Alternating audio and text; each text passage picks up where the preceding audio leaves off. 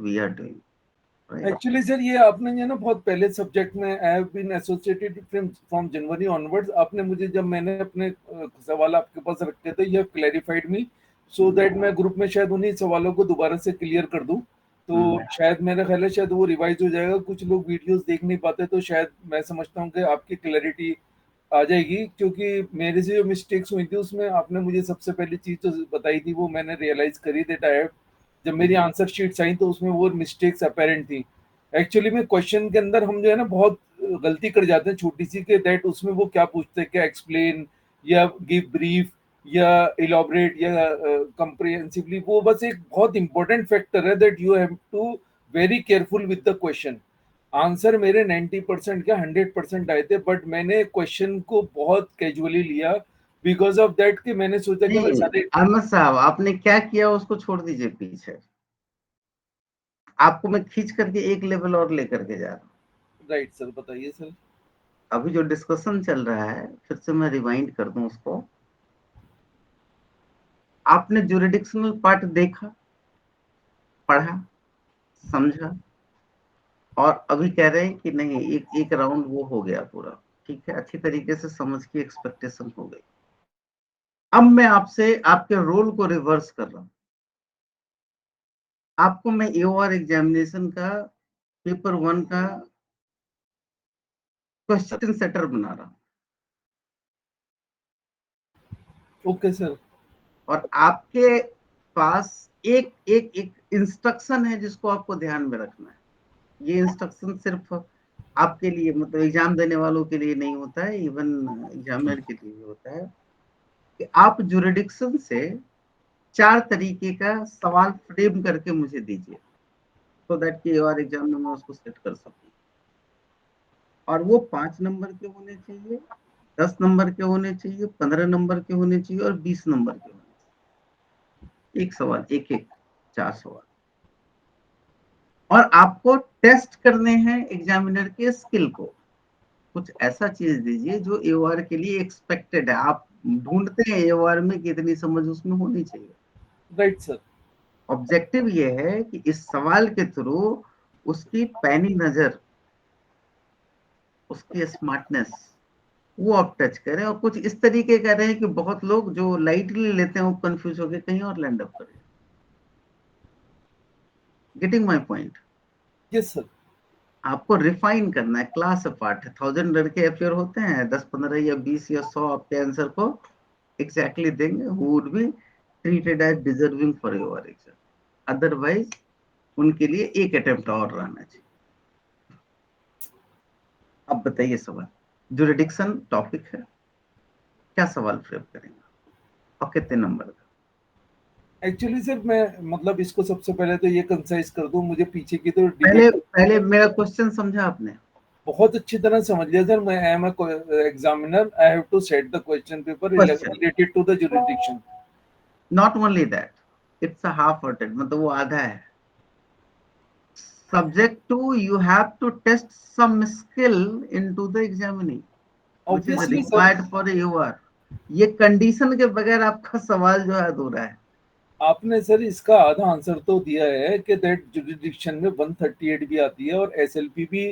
It is a What I said, what I said, what I said. I'll ask a single line का question. Supreme court के अंदर कब 136 लाई नहीं करेगा? ये सिंपल सा क्वेश्चन, एक लाइन का। कौन सी स्किल टेस्ट होने जा रही है इसमें? Everyone स्ट्रेट फॉरवर्ड प्रिपेयर्ड कि व्हाट इज 136, इसकी फ्रीक्वेंसी हाईएस्ट सुप्रीम कोर्ट में। अब जहां एसएलपी लाई नहीं करेगा वहां क्या लाई करेगा? अपील। क्लियरली जहां अपील लाई करेगा। तो इनडायरेक्टली मैं ये पूछ रहा हूं कि कौन कौन से प्रोविजन है कि सुप्रीम कोर्ट में अपील लाई करेगा। इनडायरेक्टली मैं ये पूछ रहा हूं, मैंने स्ट्रेट फॉरवर्ड ये नहीं पूछा कि वेयर एसएलपी लाई। अब क्या कर रहे हैं लोग, अब जरा वो सुनिए, इस क्वेश्चन में ट्रिक कितना तगड़ा था वो जरा समझिए आप। लोग क्या करेंगे, 136 पार्ट 2 उसको डिस्कस करके स्किप कर जाएंगे, आगे निकल लेंगे, यदि मैं इसको 5 नंबर का देता हूं तो। बट तो क्वेश्चन का मतलब यहाँ पर यह है कि कब एसएलपी लाई नहीं करेगी। कितना कंफ्यूजिंग क्वेश्चन है, जरा सोच करके देखिए आप समझिए, ऑल ऑफ सडन एग्जाम में आया, 5 मिनट के लिए पढ़ा और आप आगे बढ़ गए, अब फिर उसके बाद एग्जामिनेशन के बाद आप सोचने बैठ गए। How alert you are, test हो जाएगा। ओके, मैं कंफाइन करता हूं उसको 5 नंबर के लिए। मैं ये कहता हूं कि क्रिमिनल एसएलपी कब लाई नहीं करेगी, कब लाई नहीं करेगी।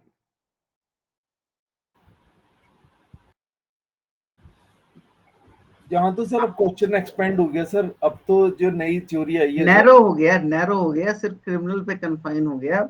आप कहेंगे सेक्शन 2 ऑफ इनलार्जमेंट एक्ट, वहां एसएलपी नहीं लगेगी। आर्टिकल 134, वहां एसएलपी नहीं लगेगी। इस एक लाइन के क्वेश्चन से मैंने क्या क्या चीज पूछा है, डू यू रियलाइज दैट?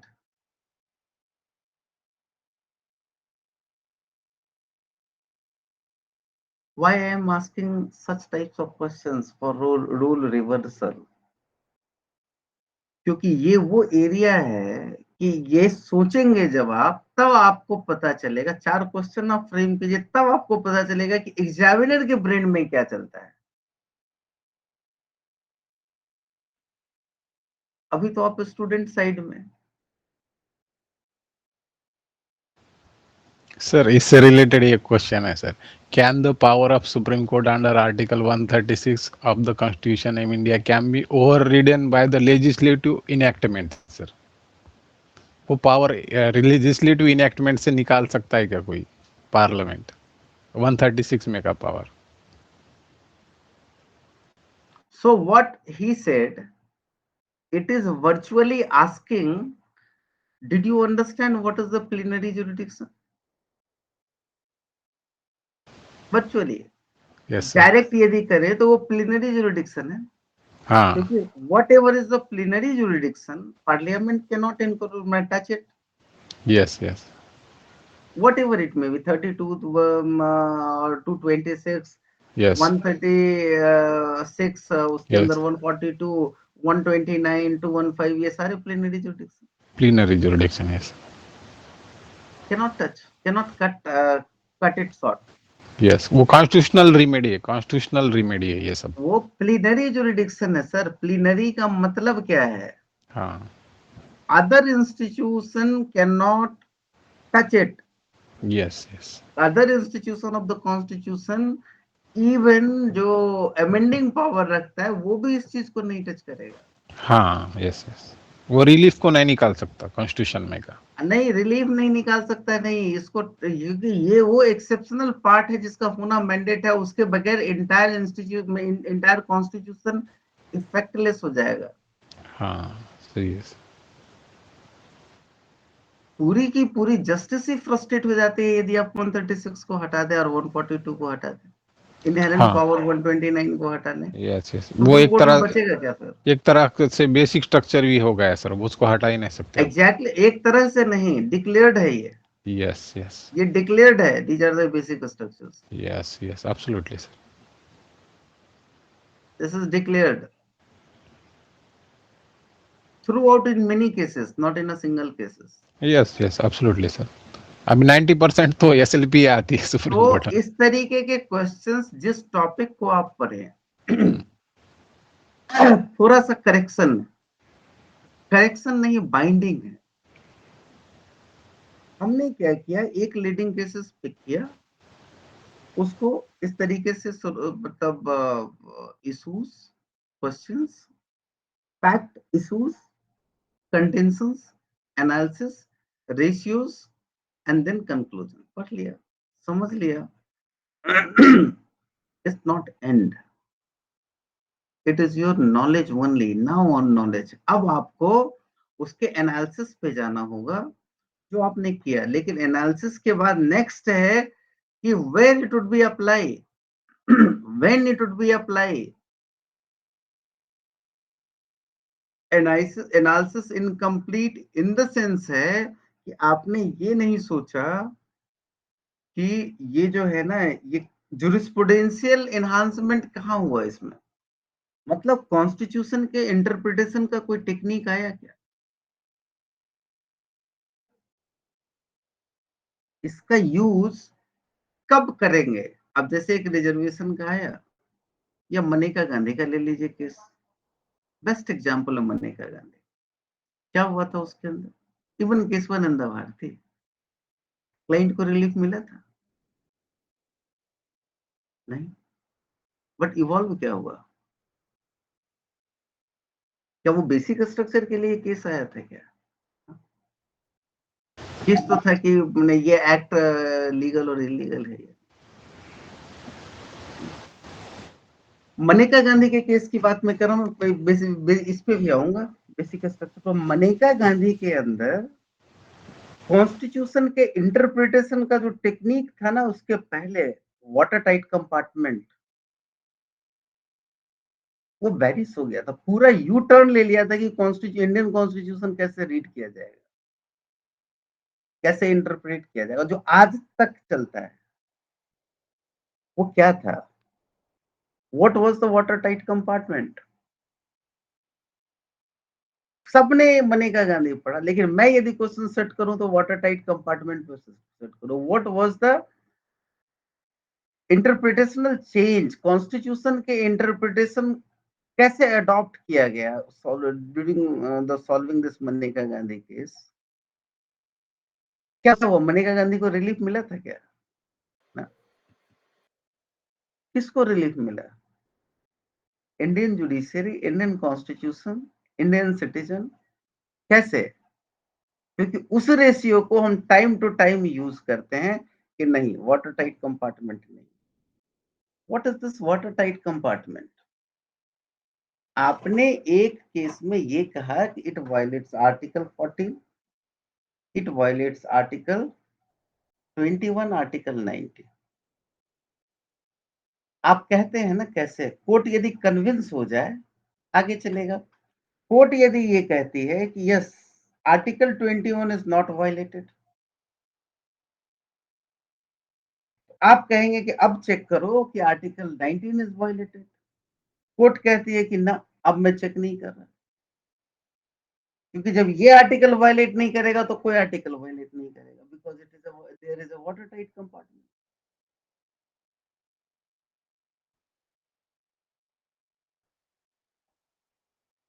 78 तक ऐसा ही था, 78 के बाद मनेका गांधी में फुल्ली एस्टेब्लिश्ड हुआ, और कोर्ट ने ये कहा कि नहीं हम उन तीनों से मैप करेंगे। डायरेक्टली ऐसा नहीं कहा, इनडायरेक्टली कहा, कैसे, every decision taken by the either executive or legislator must be, 3 word दिया, जस्ट फेयर एंड रीजनेबल, इस सारा मीनिंग उसी के अंदर समाये। It was the great impact of Maneka Gandhi, how to read the constitution by the Indian judiciary, even the Supreme Court, it was changed. Have you captured that? Then what do you did into that judgment? आपने तो कहानी पढ़ ली, कहानी का moral ही भूल गए।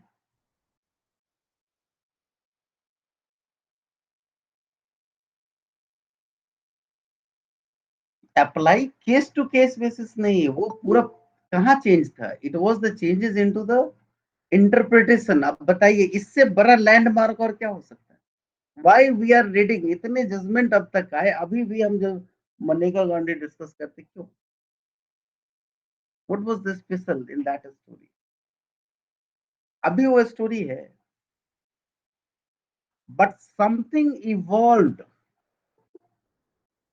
यदि मैं मनेका गांधी पूछने के बजाय सीधा सीधा ये पूछूं, लैंडमार्क या लैंडस्लाइड चेंज और 180 degree change into the constitution, interpretation of the constitution, what was that?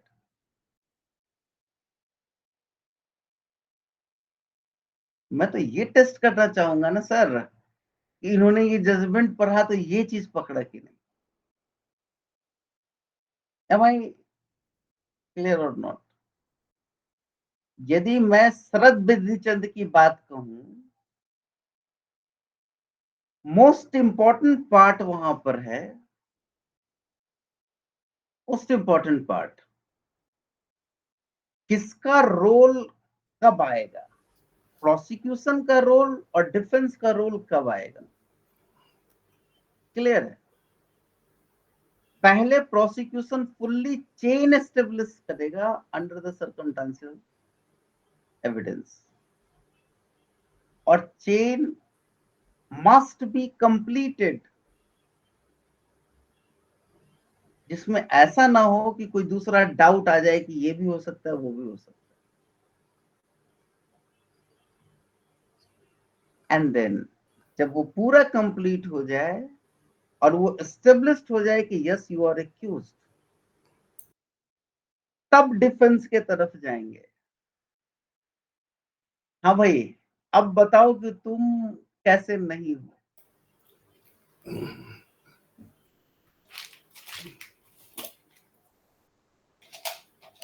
So that we can check it, each and every cases, criminal cases where circumstantial evidence is involved. Evidence की value क्या होगी, chain के कौन कौन से steps होंगे, 5 golden rules हैं, all are not the dot, all are some of them are dot and some of them for the procedure for connection of the dot.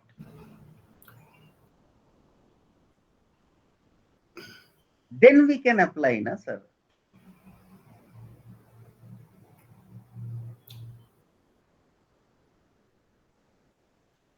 So the point is, आपको हर discussion के बाद ये चीज जरूर हर individual के brain में आना चाहिए और कॉन्साइड होना चाहिए कि इसका क्वेश्चन कैसे आएगा जो इंटरेस्टिंग हो। यहां से वो लोकेट किया ना तो वो इंटरेस्टिंग। इवन ये शरद बिधिचंद में पहला पॉइंट जो है वो ये है कि 136 में कब इंटरप्रेटेंस रिक्वायर्ड। आप जरा देखिए, एक डब्बा है, डब्बे में 5 गोलियां रखी हुई है, एक गोली मतलब एक आंवला ले लेते हैं, एक टमाटर ले लेते, संतरा ले लेते, गोली नहीं थोड़ा फ्रूट्स कर लेते हैं। अब मैं ये पूछूं कि डब्बे में कितने संतरे हैं, एवरीवन, और डब्बा दिखा दूं मैं, आराम से लोग बता देगा। और यदि मैं ये पूछूं कि डब्बे को छोड़कर डब्बे के बाहर कितनी संतरा है,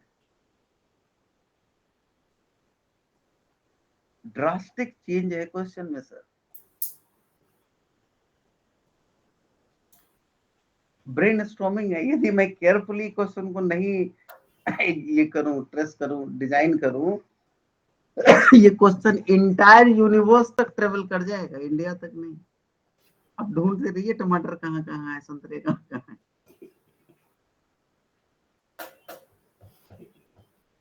And we, the lawyer, we must realize the impact of such kind of words. कुछ नहीं किया हमने, सिर्फ नॉट बैठा दिया।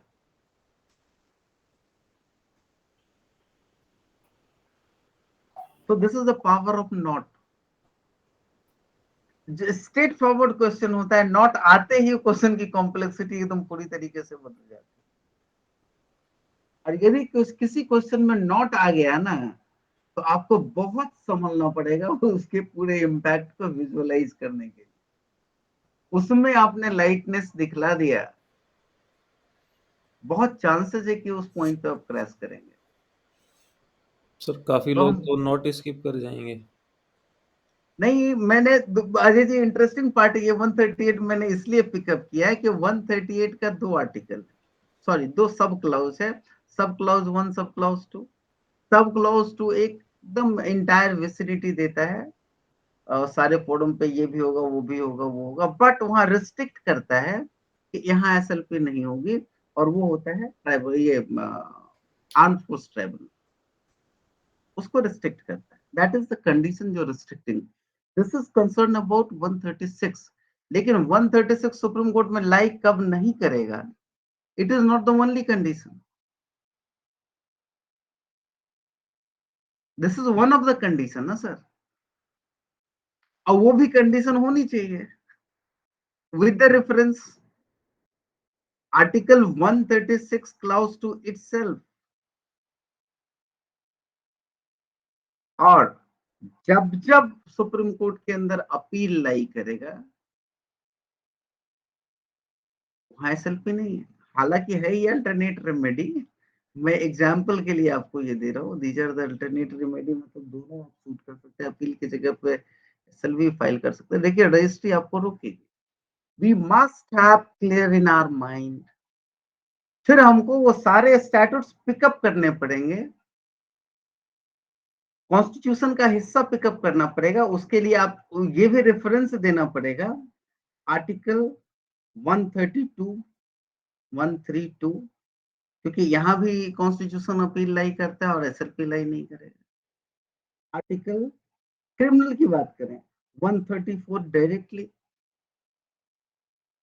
और उसके लिए कंडीशन है कि वाई 132, बिकॉज क्रिमिनल केसेस के अंदर यदि substantial question of law as the interpretation of constitution की बात आएगी, लाइक आर्टिकल 21, आर्टिकल 22, तब वहां पर ये चीज आएगा।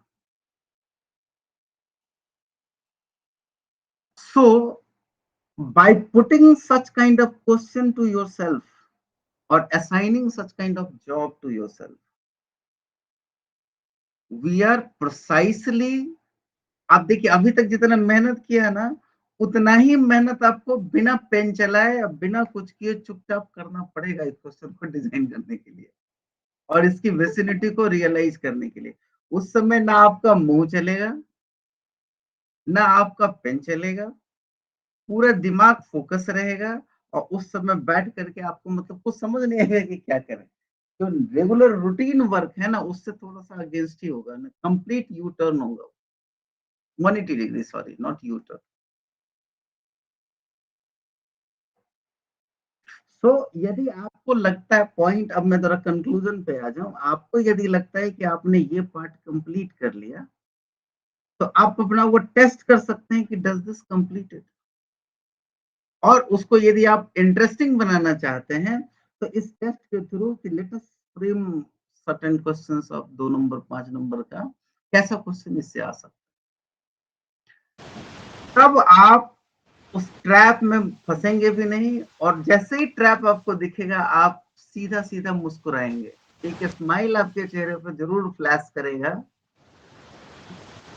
और वो मोमेंट होगा तगड़ा।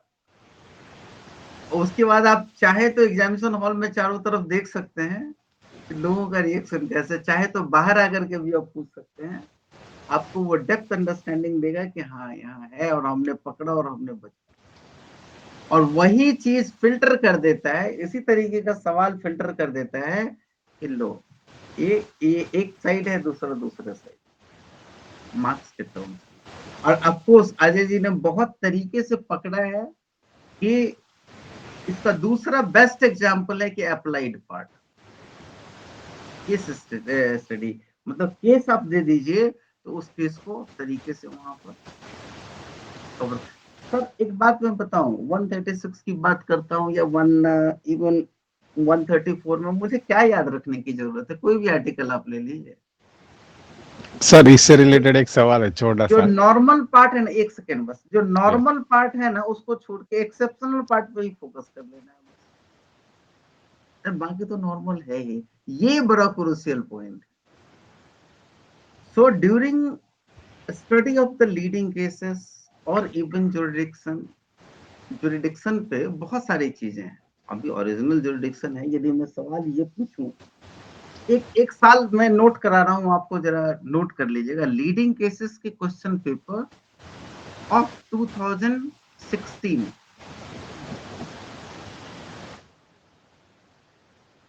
अभी मैं दिखा रहा हूं, दिखा दूंगा स्क्रीन पे। तो ये क्वेश्चन आप देखेंगे ना, उसमें 4 क्वेश्चन थे, 25 marks each, without any option. Sir without any option, question क्या था वो भी मैं पर बता रहा हूं।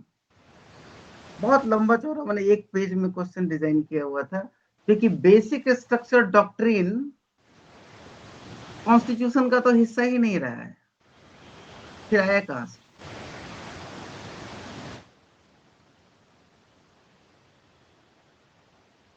अब आप ढूंढिए सवाल का जवाब। जो लोग भी पढ़ करके रखा हुआ है ना, पूरी की पूरी बेसिक स्ट्रक्चर डॉक्ट्रिन, मतलब ये केशवानंद भारती का जजमेंट पढ़ रखा है, उनका भी दिमाग घूमने लगेगा कि भाई साहब ये कैसे है। और फिर इस तरीके से वो चीज आया है, अपीयर हुआ है इनहेरेंटली भूत के तरह, जो हिलना, मतलब उसको टच करना किसी की हिम्मत नहीं रही है, न एग्जीक्यूटिव, न लेजिस्लेटिव, न जुडिशियरी, तरीके से उसको कवर करके सील्ड करके प्रोटेक्शन में रखा हुआ है। पाकिस्तान की कॉन्स्टिट्यूशन, नेपाल का कॉन्स्टिट्यूशन, बांग्लादेश का कॉन्स्टिट्यूशन, तुर्की का कॉन्स्टिट्यूशन, सब 5-5 बार बदल गया। 80 साल से हम डटे पड़े हुए हैं। रोबोस्ट जो कहते हैं ना, वो ये है, बिकॉज ऑफ दैट, जो कॉन्स्टिट्यूशन के अंदर नहीं, फिर आया कहां से? यदि ऐसा सवाल आ जाए और वो कंपलसरी आ जाए, फिर क्या होगा?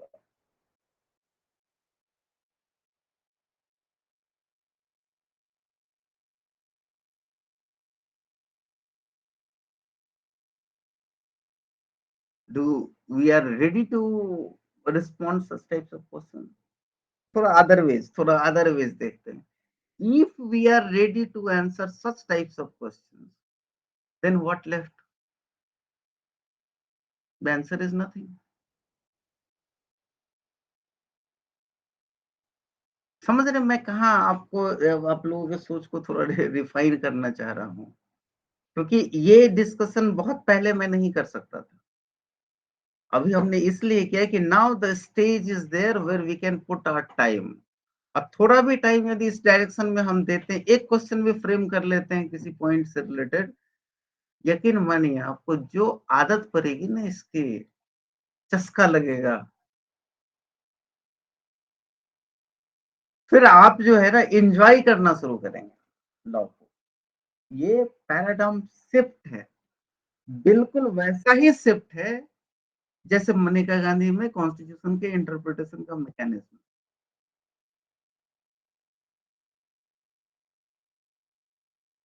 Why I am saying so? दो बातें मनेका गांधी, और वो भी क्वेश्चन वहां पूछा गया है। मैं एक सेकंड में आपको जरा लोकेट कर दूं, बेटर रहेगा। स्क्रीन पे मैं ले रहा हूं, if you don't mind.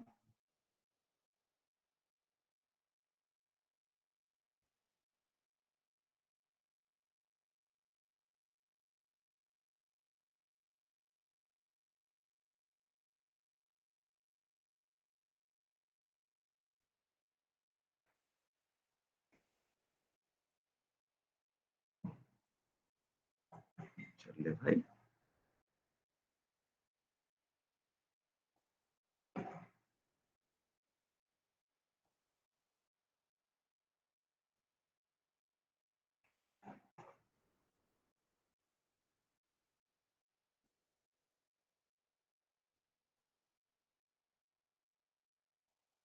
Old question paper, दो 2016।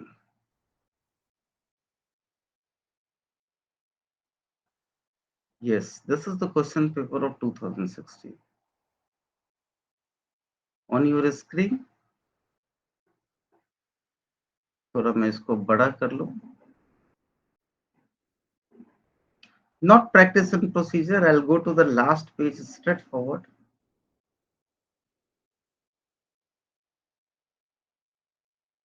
Let them come.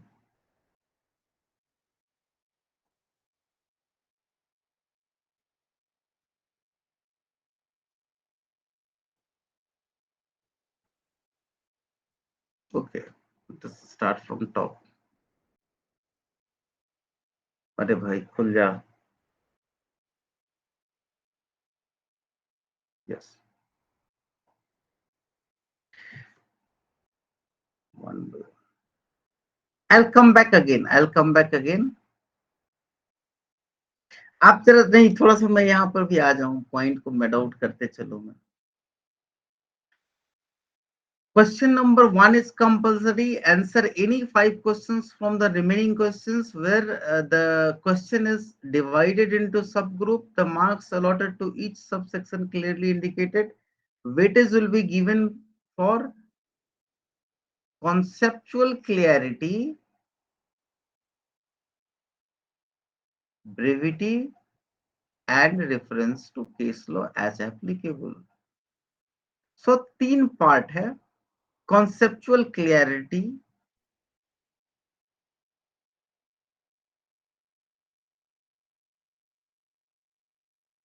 कहां से आएगा?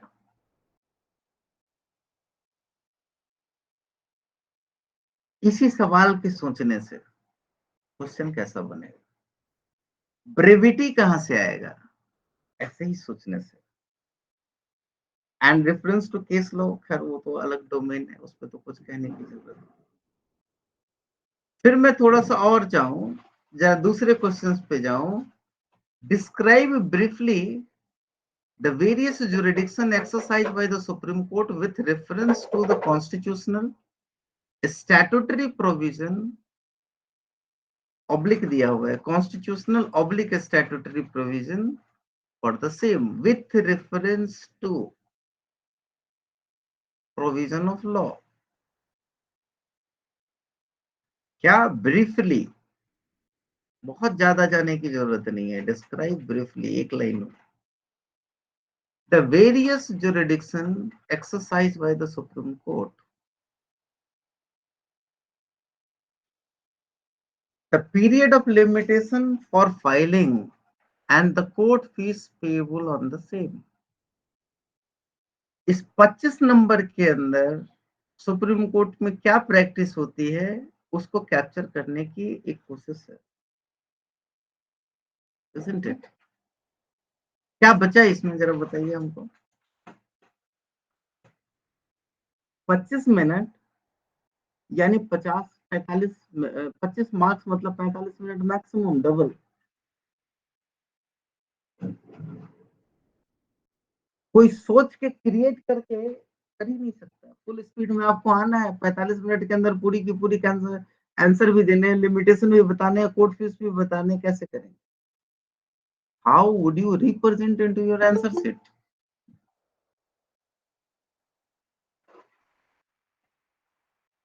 Just think on like this कि क्या करेंगे, कैसे करेंगे इतना चीज को, otherwise you will socked into the exam.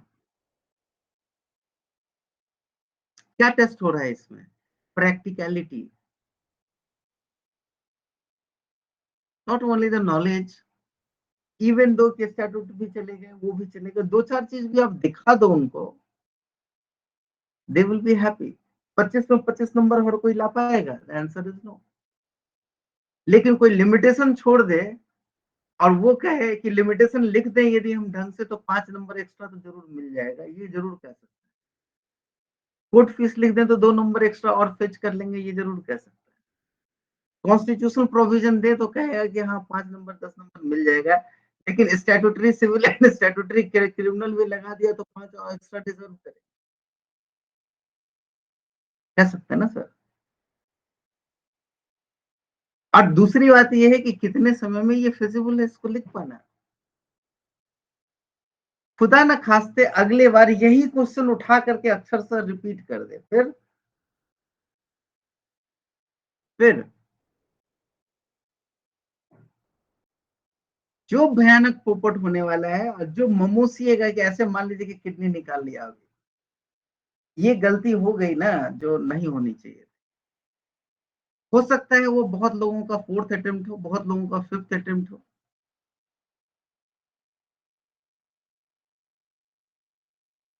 आज के टाइम में जो नहीं किया एग्जामिनेशन के एक दिन पहले मुश्किल है।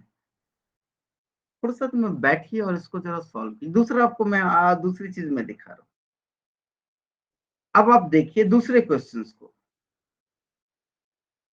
Precisely describe briefly the power of Supreme Court to punish for contempt, including for contempt of itself. The word including was there. This is clear phrase picked up from Article 142. So describe briefly. The word is describe. The word briefly says कि ये नहीं कि आप फैलना शुरू करो और 10 पन्ने में फैलते रहो। क्रक्स मुझे बताओ कि तुम समझ रहे हो। So describe briefly this phrase. It extracted from Article 142. वो ये नहीं कह रहे कि 142 है, वही कह रहे तुम खुद पता लगाओ, मैं नहीं बता रहा। आपका आंसर कैसा होगा उसी से पता चल जाएगा। 5 नंबर का है, 7.5 मिनट में बाइंड अप करो, मैक्सिमम 10 या 5 से 10 मिनट के बीच में। Discuss briefly rule to regulate proceeding for the contempt of the Supreme Court. So entire thing is discussed regarding उनकी जो नॉलेज और टेस्टिंग पार्ट है कि कंटेम्प्ट प्रोसीडिंग्स के बारे में आप कितना अवेयर हैं। फर्स्ट, सुप्रीम कोर्ट का पावर। सेकंड, प्रोसीजरल रूल्स क्या कहता है। थर्ड, उसके इंग्रेडिएंट है wilful violations and disobedience of the order of the court. So who can be arraigned? It's a very practical example and understanding. तब आपको complete number मिलेगा। बहुत ज्यादा मत बताइए हमको, लेकिन बताइए कि आप समझ रहे हैं। वर्ड नहीं चाहिए, आपकी अंडरस्टैंडिंग क्लियर ऐसी चाहिए। जो क्रीम वाला जो पार्ट है ना वो मुझे बताइए। 5 मिनट आपको सारे मैंने कुल मिला करके 15 मिनट है, 20-25 मिनट का आपको टाइम दिया हुआ है तीनों के लिए सेपरेटली। अलग अलग बताइए, मिक्स मत कीजिए। whoever said clearly वो है। कंटेम्प्ट क्यों नहीं टेस्ट करना चाहिए सुप्रीम कोर्ट में। कंटेम्प्ट के रिगार्डिंग क्लियरिटी क्यों नहीं टेस्ट करनी चाहिए। एज ए स्टूडेंट हम ये कहते हैं कि हमको आंसर देना है, आंसर दे लिए, वी आर हैप्पी। तो एक कदम आगे आप बढ़िए, उसके बाद आप देखिए 2 चीज आप टेस्ट कर सकते हैं कि एग्जामिनर ये पूछ रहा है क्यों, what is special here, does this relevant to this exam. और ऑफकोर्स वो रिलेवेंसी आपको ले जाएगा कि एओआर बनने के बाद जो रोल है ना, उस रोल में इसकी कितनी जरूरत पड़ेगी।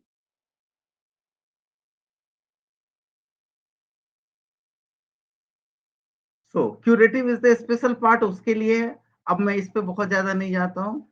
अब ये देखिए छोटा छोटा चीज दे रहा है। How would you introduce such a document for perusal before the supreme court, जो डॉक्यूमेंट है ही नहीं। सो ये छोटी छोटी वैसी टेक्निकल प्रॉब्लम है जहां पर आदमी स्टक हो जाता है। इन सारे चीजों को छोटे छोटे पार्ट्स में ब्रेक किया हुआ है। बहुत ब्यूटीफुली डिजाइंड क्वेश्चन है। अच्छा, ये भी आप पता लगा लिया कि इसमें से आप क्या समझते हैं, इसका मतलब क्या है, वो भी बता दो। 2 नंबर का 1 लाइनर 3 मिनट के अंदर मैक्सिमम। इस दोनों के बीच में डिफरेंस क्या है, इंटरविन इम्प्लीमेंट। एक लाइन में बता दो, बस बता दो कि तुम जानते हो, कैसे जानते हो। क्लियर डिफरेंस बताओ, बहुत ज्यादा लिखने की जरूरत नहीं। Show me the difference, 2 marks on a 1 paragraph maximum you can dedicate। Time, word सब लिमिटाइज करके आपको क्वेश्चन के अंदर दिया जाता है। और आपको जो मैं असली चीज पे जा रहा था कि कैसे क्या टेस्ट किया जाता है एग्जामिनेशन में, not going to the drafting. So थोड़ा और चले।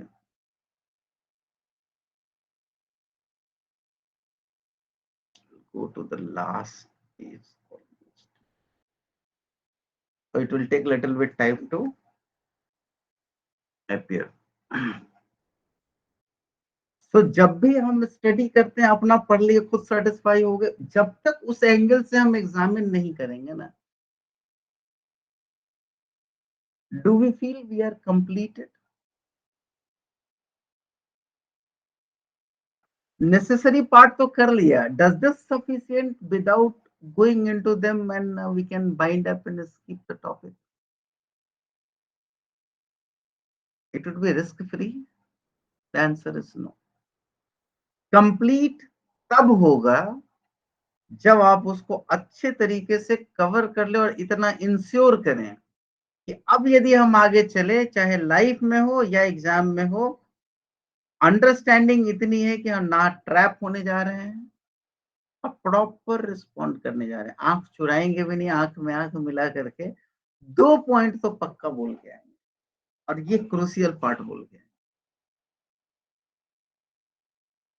It will avoid.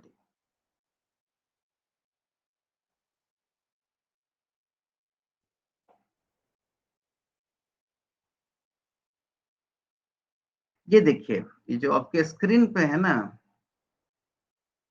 यही मैं आपको दिखाना चाह रहा था, ये मुझे बहुत ही डिस्टर्ब किया था, इसलिए मैं बतला रहा हूँ। इंस्ट्रक्शन देखिए, 2016 paper 4 leading cases, time 3 hours, total marks 100, all questions carry equal marks of 25 each, answer any 4 questions।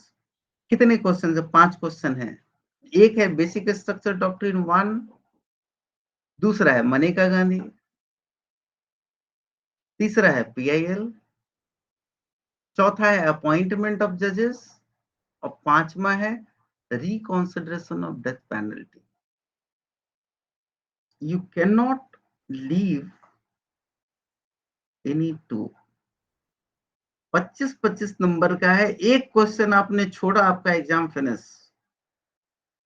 यदि मैं ऐसा कहूं, कितना सही होगा?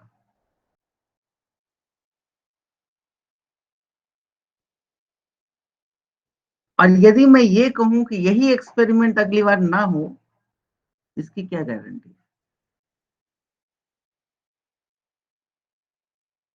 सो द डाइवर्स स्ट्रक्चर आपके पास है, और फुटप्रिंट है कि एग्जाम का कोई पैटर्न नहीं है, कभी भी वो किस तरह से भी पूछा जा सकता है।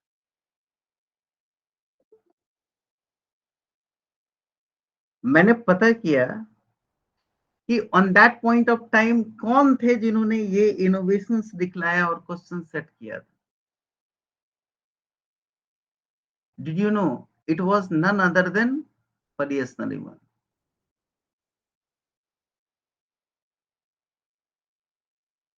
और उस बैच के जो भी एओआर हैं, आप कभी भी आप इंटरेक्ट करके देखिएगा उनके नॉलेज के बारे में, वर्थ है सर। ये है testing pattern and mechanism, not mechanically, not traditionally, something innovative। And I'd like to read the questions, और आपके ऊपर मैं छोड़ूंगा, 2 क्वेश्चंस मैं रीड करूंगा, वो देखिए। Basic structure of the constitution, ये देखिए। What is scope of the limitation of non-amending the basic structure of the Constitution? Was formulated by the Supreme Court in the case of Keswananda Bharti versus State of Kerala, and this is the citations, as this concept is not defined by the Constitution itself। Question फिर से समझिए, what is the scope of limitation of not amending, यानी basic structure doctrine of the constitution जो formulate किया गया है केशवानंद भारती के अंदर, उसके वो जो टॉपिक है concern to the limitation of not amending of the constitution. What is its scope?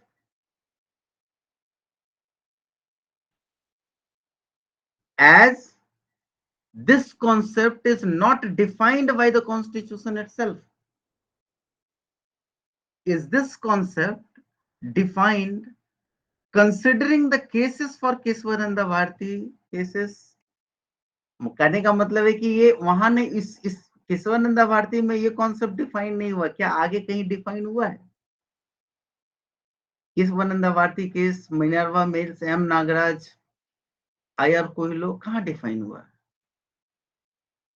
In which cases the Supreme Court had to consider the scope of the basic structure of the Constitution?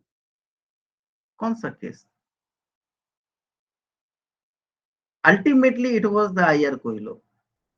मैं आपको बता दूं, आगे देखिए, question complete नहीं हुआ है। Is this concept not a very vague and undefined judiciary invented concept to prevent an amendment of the constitution which parliament and the legislature in the country feel it is necessary but is not considered as a valid by the judiciary? क्या आप unnecessary का condition उसके jurisdiction पे नहीं लगा रहे हैं? Is this concept not a very vague and undefined judiciary invented concept to prevent an amendment of the constitution which parliament and the legislature in the country feel it is necessary but it is not considered as valid by the judiciary? आगे है आपके लिए, in your opinion was the 13 judges bench in the Keswananda Bharti case justified in holding that Article 368 of the Constitution did not permit the destruction of the basic structure of the Constitution, as this opinion of the 7 judges was over the dissent of the 6 other judges?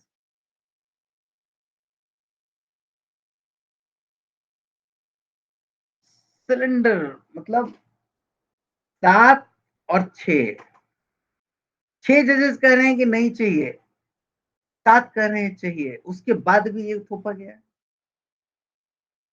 ऐसा नहीं लगता आपको? In Keswananda Bharti case, was there a ratio of not amending the basic structure of the Constitution? That was only limit expressed by the only one judges H.R. Khanna. क्योंकि ये जो limiting part है, it was express by the H.R. Khanna only. अब बताइए, इसका जवाब दीजिए आप।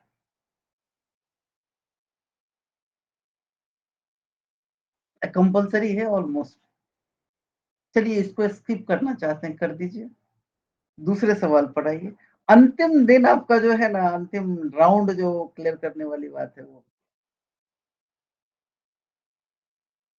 ये देख लीजिए। In Gopalan case, the Supreme Court had held that the expression procedure established by law in Article 21 mean any kind of procedure established by a law made by a parliament or the state legislature, and it did not give the expression the meaning of due process of law, which was given in the US Constitution by the Supreme Court of the United States. 28 years after the Constitution was promulgated in 1978, the Supreme Court, in the case of Maneka Gandhi, overruled Gopalan case and held the procedure established by law in Article 21 meant that the law or action governed by the government must be just, reasonable, and fair. In Maneka Gandhi case, the Supreme Court also adopted a revisionist interpretation of life in Article 21 of the Constitution by enlarging its dimension of not merely being deprived of life, without authority of law, but affirming guarantee for the dignity of the individual and worth of the human life. This interpretation has enabled the court in India. This is the line. Just देखिए ये interpretation का क्या मतलब निकलता है.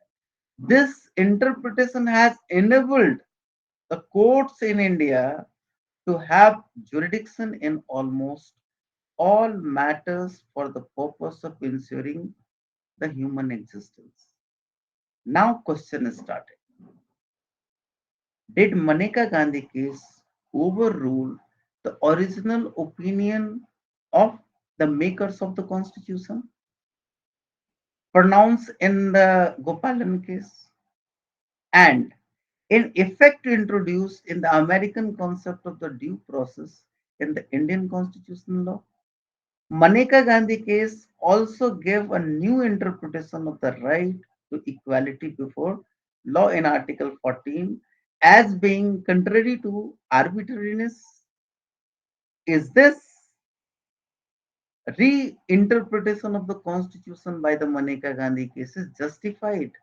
And can we enlarge jurisdiction which our court has today as a result be considered to be legally sound?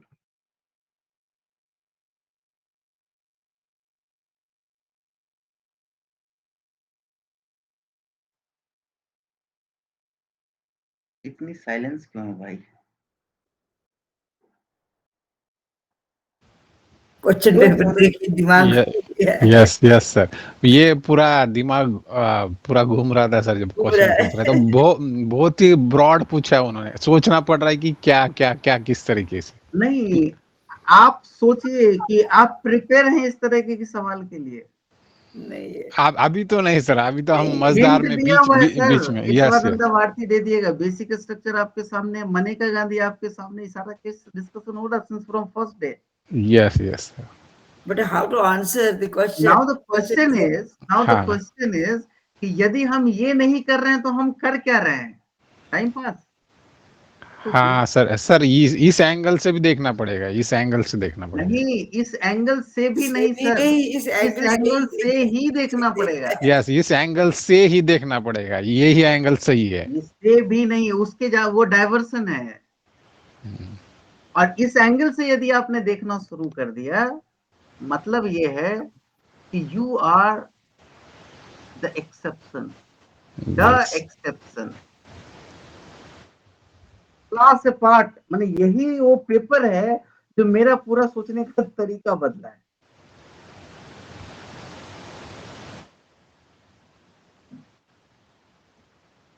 Approach का पूरा तरीका, मैंने पूरी पर्सनालिटी मेरी चेंज कर दी. Such types of questions. और वो जुरिडिक्शन वाला 25 नंबर का क्वेश्चन, मुझे लगा कि यदि मुझे यही क्वेश्चन आ जाए, रिपीट कर दे इसको, मैं एग्जामिनर बनूं ना तो इस साल के क्वेश्चन को सीधा सीधा रिपीट कर दूं. हर साल के लिए यही क्वेश्चन बना दूं. एक क्वेश्चन तो ऐसा कंपलसरी में डालूं. Covers everything. मतलब एक क्वेश्चन में आपको सब कुछ ही, सारा कॉन्स्टिट्यूशन नहीं है.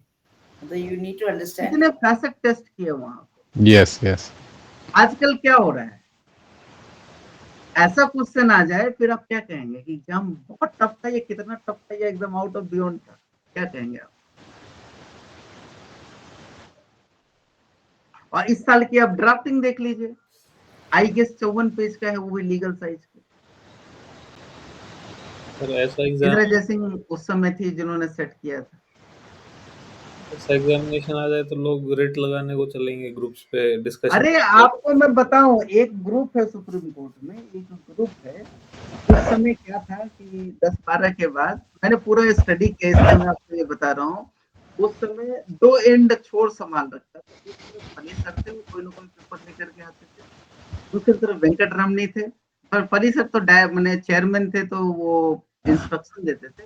मेनली वेंकट रमनी का लीडिंग केसेस उस एरा का, मतलब वो एक एरा था जो कि गोल्डन एरा में मानता हूँ. और फली सर का इस तरीके का क्वेश्चन है ना. और उस समय के आप एओआर को अब देख लीजिए, बहुत सारे एक लोग हैं जिन्होंने 5th अटेम्प्ट करने के बावजूद भी वो अवार्ड नहीं बन पाए। वो आज भी उनके दिल में मलाल है। आज वो मतलब पूरा एक मूवमेंट चलाया हुआ सुप्रीम कोर्ट ने कि जिसकी प्रैक्टिस 10 साल से ज्यादा सुप्रीम कोर्ट में हो जाए उसको मेंबरशिप मैंने अवार्डशिप दे दो। डेली मैंने हर साल ये रिप्रेजेंटेशन साइन होता है। साइन करने वाले करीब 200-250 लोग होते हैं, वो देते हैं। मतलब कैन यू बिलीव दैट? आज के डेट में ये क्वेश्चन आए, फिर आप क्या कहेंगे? क्वेश्चन टफ था, इजी था, क्या था, लेंदी था, क्या कहेंगे आप? समझाइए। और सबसे ज्यादा लोग फेल होते थे एथिक्स में। ये पैटर्न रहा है लीडिंग केसेस में। ये 2 पेपर ऐसा था जो तरीके से लोगों का पैर उखाड़ता था। इन्हीं दोनों पेपर की वजह से बहुत सारे लोग युवा बनते बनते रह गए। लाइफ में कभी नहीं बनेंगे। उनका 5वां अटेम्प्ट तक एग्जॉस्ट हो गया। It was the level supreme court test कर चुका है। अब आप बताइए लास्ट ईयर का क्वेश्चन कैसा था? इसके मुकाबले तो इजी था सर। क्या था? ये तो बस एक पन्ने का सवाल था। इस साल वाला ही सर, इस साल में ही 2025 वाले में ही ग्रुप्स पे लोग रेट लगाने चालू हो पड़े थे कि रेट लगाएंगे। वो हमेशा रहेगा अजय जी, वो हमेशा रहेगा, क्योंकि क्वेश्चन की क्लैरिटी नहीं है ना। कैसा क्वेश्चन आएगा, कितने क्वेश्चन आएंगे। बहुत सारे पैटर्न बदले हैं, बहुत सारा लिबरलाइजेशन अडॉप्ट हुआ है। अहमद साहब आप कुछ बोलिए, आपकी बोलती बंद हो गई है। मैं आपको अब सुनना चाहूंगा। एक्चुअली सर कुछ भी नहीं है सर। डॉक्टर साहब ने एक अच्छी थ्योरी डेवलप करी थी, old wine in new bottle. उन्होंने जो है ना बस मैनिपुलेशन करा है कि आपको ब्रेन स्टॉर्मिंग के एस्पेक्ट से कि आपका इंटेलिजेंस जो है चीजों को एनालाइज करने में कैसी है। अदरवाइज तो सब सुप्रीम कोर्ट के जो एक्ट हैं, रूल्स हैं, मोस्टली ज्यादा सेम सिमिलर हैं, लीडिंग केसेस भी सेम है। कुछ हम एडिट कर दिए उन्होंने नए केस, उस पर ज्यादा क्वेश्चन पूछ रहे हैं आपको लेटेस्ट अवेयरनेस नहीं, के। मैं लीडिंग केस की बात नहीं कर रहा हूँ। उस समय जिस समय ये था ना, total leading cases was 34 only. Yes sir, clarity थी सर, पहले थोड़ा लिबरल अप्रोच और थी। टेस्ट क्या किया जाता था, ये अब क्वेश्चन है। नेगेटिव मार्किंग है सर। टेस्ट ये किया जाता था कि आपकी अंडरस्टैंडिंग कैसी है। देखिए, इस क्वेश्चन को सॉल्व करने के बाद यदि कोई सब्सटेंशियली गुड मार्क्स 60% मार्क्स लेकर के आता है और इवन 50% मार्क्स भी लेकर के आता है, उसकी अंडरस्टैंडिंग एक लेवल तो होगी ही।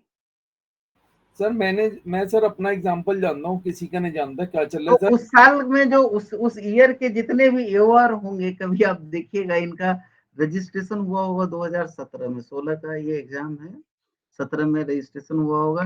जो भी 17 के एओआर हैं, आप उनसे एक लाइन बात कीजिए, आपको हमेशा, मतलब मुझे हमेशा उनसे बात करके एक फील आता है, यस ये तो कुछ अच्छा मिल गया, इनसे बात करने में मजा आ गया। सर मैं वही एग्जांपल दे रहा था सर सर। वो जेम्स है सर, 2017 मत के दीजिए एवार एग्जाम्पल, जेम्स अहमद जेम्स है। साहब, अब एग्जाम्पल मत दीजिए। मैं ये कह रहा हूँ कि try to thinking like this, sir मैं उस ईयर सो में भी दैट अनश्योर हुआ सो था, दैट मैं सो इसलिए दैट बता कि रहा हूँ आगे का जो कवर है ना, ऑटोमेटिकली ऑप्टिमाइज हो जाएगा और अपनी विजडम भी बढ़ेगी। अजय जी, आप क्या कहते हैं इस पे? सर लेवल ऑफ कॉम्प्रिहेंसिविटी जो चाहिए, आई मीन अगर यही क्वेश्चन रिपीट हो जाता है तो जो स्कोप और कॉम्प्रिहेंसिवनेस होनी चाहिए प्रिपरेशन में, वो शायद ग्रेजुअली जो लेवल ऑफ एग्जाम हो गया है, लोग उतना लेवल सोच भी नहीं रहे हैं। लोग लास्ट 5 या 6 सालों का क्वेश्चन पेपर देखते हैं। मैं इंक्लूडिंग मैं खुद को इंक्लूड करूंगा इस चीज में। अरे हम मैं एग्जामिनर को भी इंक्लूड कर लूं, बोर्ड को भी इंक्लूड हम कर लूं, 5-6 साल का कमेटी को भी क्वेश्चन इंक्लूड कर देखते लूं। हैं, लेवल ऑफ क्वेश्चन एडजस्ट करते हैं, उतना ही पढ़ते हैं, उतना ही स्कोप रखते हैं अपना प्रिपरेशन का।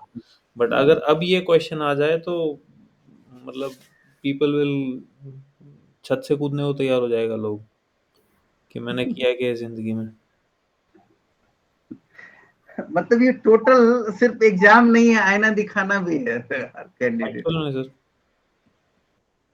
इसीलिए मैं ये कहता हूँ कि जितने भी क्वेश्चन है अभी टाइम है, उस पर जरा वर्कआउट कीजिए। वर्कआउट का मतलब ये है कि थोड़ा सा देखिए, पढ़िए, सोचिए, दिमाग लगाइए और सॉल्व करने का कोशिश कीजिए। इवन दो इसी का एक क्वेश्चन का आंसर बनाने के लिए आंसर लेकर के भी यदि बैठ जाए,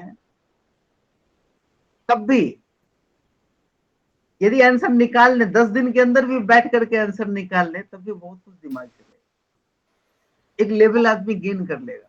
और मैं वो If रिलेट कर if पा रहा someone हूँ। is returned with the answer and उसको इम्प्रूव करके, क्योंकि मेरी जो कहानी थी, मैंने इसका जो आंसर रिवर्ट किया था उसको मल्टीपल टाइम्स इम्प्रूव भी किए थे। आपने एक डॉक्यूमेंट क्रिएट किया हुआ है सर, जिसमें ये सारा लिमिटेशंस भी लिखा हुआ है। हाँ हाँ, वो नाउ आई कैन रिलेट, आपने वो इन डेप्थ इतना डॉक्यूमेंट कैसे क्रिएट इट हुआ? Was very disturbing to see this question. मेरे लिए एक शॉकिंग था कि हाउ डू वी मतलब resolve it. It was a challenge for me, और इसी चैलेंज को सॉल्व करते करते एक लेवल गेन कर लिया। That's the impact of this question, not only for those candidates who appeared for this particular years, and even for me, जो मैं आपको इतना सारा इस मेंटरिंग के थ्रू और इसके थ्रू पास कर रहा हूँ, इस चीज को सामने ला रहा हूँ।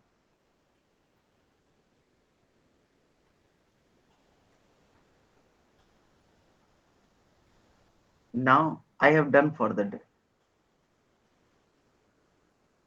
with the conclusion that कि आप लोगों की जो ग्रुप डिस्कशन है उसका टारगेट कहाँ होना चाहिए।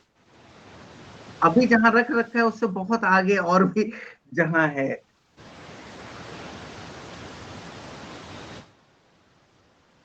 यकीन मानिए, ये बात आप लोगों के डिस्कशन का जो सीरीज और टाइमिंग चला है उसके पहले मैंने बोला होता तो शायद समझ नहीं आता।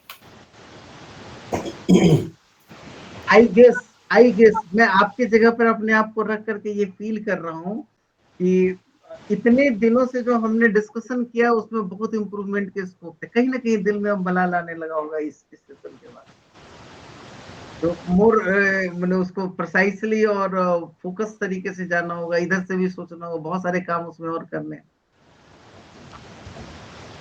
और ये रियलाइज कराना और ये फील कराना, यही मेरा आज का काम है। And I done for that. So let us come for the question answers and give me just 2-minute time. I'm just coming back.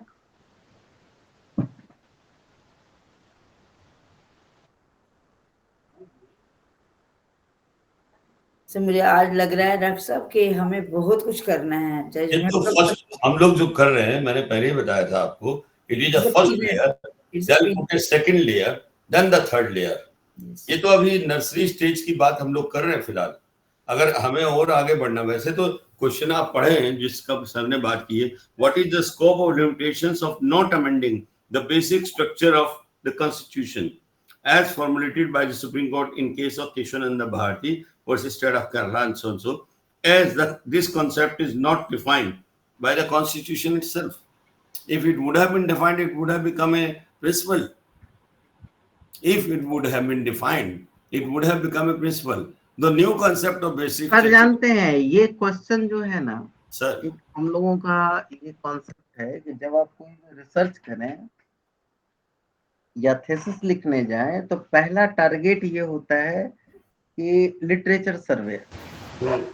मतलब ये है कि उस चीज से रिलेटेड क्या एग्जिस्ट कर रहा है, पहले आप ये पता लगा लीजिए, उसके बाद आप कुछ नया करेंगे ना, तभी वो नया कहेगा ट्रू लिटर एंड स्पिरिट। जब एग्जिस्टेंस क्या है, हम हमेशा ये सारे एग्जिस्टेंस में सारे क्वेश्चंस हैं। Have a look on it. जितने भी क्वेश्चंस हैं वो सारे क्वेश्चंस इन एग्जिस्टेंस हैं, है ना? Nothing new in that sir. इसमें वही बातें जो पहले आई है बाद में आई है, क्योंकि वो कह रहा है कि ये पहले नहीं था कॉन्स्टिट्यूशन। डॉक्टर साहब I am sorry to say that, absolutely new, nothing new का है ही नहीं है। तो पहले आया है ना, जो है वो तो एग्जिस्टिंग है, बट परसेप्शन इज, सोचने का जो तरीका है वो एब्सोल्युटली नया है, वो बदलना है सर, वो बदलना है, वो हमारे लिए नया है। उसमें ये नहीं कह सकते कि nothing is new. Always think with reference to individual, and every individual is learning something new. नहीं सर, मैं कुछ nothing is new means more and much relaxed. यहाँ पर learning anything new means something precise and alert. Sir matter मैं कह रहा था कि वही चलता है, वो तो उसको आप कैसे लिखते हैं वो आप... नेचर तो बिल्कुल, इवन इंटायर नेचर यूनिवर्स सब जैसा है वैसा ही है। जी sir, the same thing I am saying. But what we are revealing their natural rule law. But it is stage beyond stage 2 and we are still on the stage 3rd. तो question यहाँ पर ये है कि अगला stage ये है कि मैं पिछले 10 साल में से कोई भी एक क्वेश्चन पिकअप करूंगा और आपके सामने रखूंगा कि अब ये करो अभी। Done. अगला मॉडल अब ये है यहाँ पे। Done sir. Be ready for that. That gives powers to this brain. आप एक बात समझ लीजिए, मैं क्या लेकर के आऊंगा वो जरा सोच लीजिए। Welcome sir. क्योंकि मेरे सोचने का तरीका बिल्कुल थोड़ा सा जरूर डिफरेंट है, क्योंकि मैंने पिकअप कर लिया कुछ ऐसा इसी तरीके में से कहीं से कुछ और जो क्लियरली आपकी अंडरस्टैंडिंग को छान करके निकाल देगा। Done sir. यस सर, आप हमको भीड़ से अलग कर रहे हैं सर, भीड़ जो आ रही है और बनने के लिए उससे अलग कर रहे हैं आप इस क्वेश्चन सेटिंग से सर। ये हो चुका है सर फारूक सर, मैं आपको ये बताऊं, ये हाँ। मैंने 2016 का क्वेश्चन आपको दिखाया है और आपको Yes, आप yes. देखेंगे ना 2010 से लेकर के 2020 का जो एक डेकेड रहा है, यस यस, इस 20 तो कोविड के समय का रह गया है। मैंने बंसल साहब जानते हैं, उनके एज की बात में बोल रहा हूँ। बंसल साहब ये मत बोलिएगा कि मैं आपको बहुत बुजुर्ग कह रहा हूँ, आई एम सॉरी, वो नहीं कह रहा, बट अनुभवी जरूर कह रहा हूँ मैं आपको। तो उस सेंस में आप जा करके देखें तो उस साल वो एरा जो था ना, it was the golden era for the award. Yes, उन्होंने गोल्डन जेम्स निकाले सर उसमें से चुन कुछ भी के। ऐसा जो लोगों को एकदम ब्रेनस्टॉर्म करे, इस तरीके के क्वेश्चंस डिजाइन होने चाहिए। यस, प्रोसीड फॉर और मैं आपको बताऊं कि ये these are the not only 5 हो सकता है। मेरे दिमाग में इस क्वेश्चन को देख करके क्वेश्चन बनाने की जब फितूर चढ़ी थी तो मैंने बहुत फील्ड निकाले थे और उसको ऑप्टिमाइज किया था। उसमें से एक ऑप्टिमाइजेशन क्वेश्चन, एक लाइन का क्वेश्चन मैंने आपके सामने आज रखा, 138 वाला, कहाँ अप्लाई नहीं हो। अब आप समझ लीजिए कि एक लाइन में कितना बड़ा मैंने इंटेंशन छुपा हुआ है। यस, तो that's what we are saying. हाँ, क्वेश्चन ध्यान से पढ़ो, बड़े आराम से कह लेते, क्वेश्चन ध्यान से पढ़ना चाहिए। On the spot, under pressure, instantly आप क्वेश्चन पढ़ें एक्यूरेटली, उसकी आदत होनी चाहिए। आदत नहीं रहेगी, मिसिंग होगा।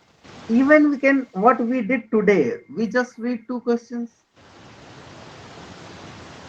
माहौल ही बदल गया पूरा। ये 2 क्वेश्चन नहीं है, बहुत कुछ सोचने पे विवश करता है। एक लाइन खींच लेता है, एक दायरा खींच लेता है कि यस, पाकिस्तान अफगानिस्तान कुछ नहीं, सब महान भारत का हिस्सा है।